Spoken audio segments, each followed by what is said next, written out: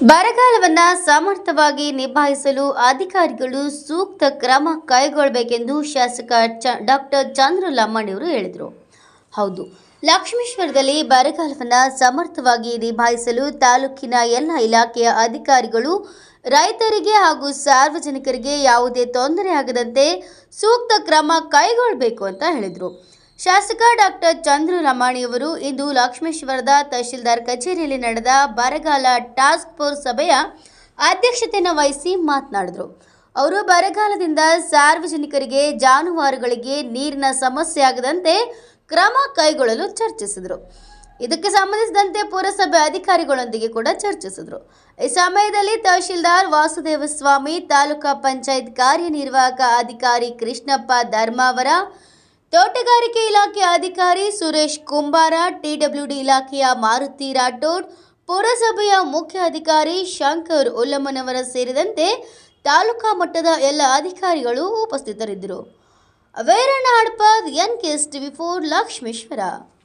ಮತ್ತೆ ಈಗ ಸದ್ಯ ಮಟ್ಟಿಗೆ ನಮ್ಗೆ ಗೊತ್ತಿರುವಾಗೆ ಒಂದು 2-3 ಹಳ್ಳಿಗಳು ಮಾತ್ರ ನಮ್ಗೆ ಸ್ವಲ್ಪ ಬೇಡಿಕೆಗಳು ಬಂದಿದೆ.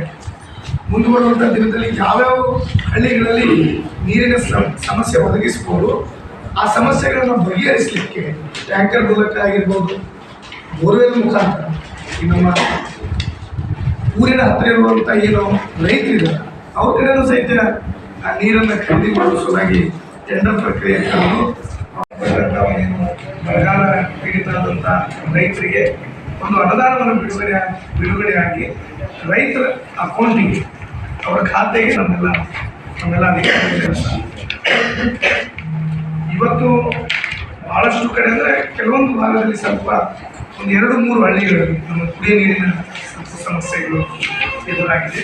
ಮುಂದುವರುವಂಥ ಸದ್ಯಕ್ಕೆ ಯಾವುದೂ ಆ ಥರ ಕಂಡಿಲ್ಲ.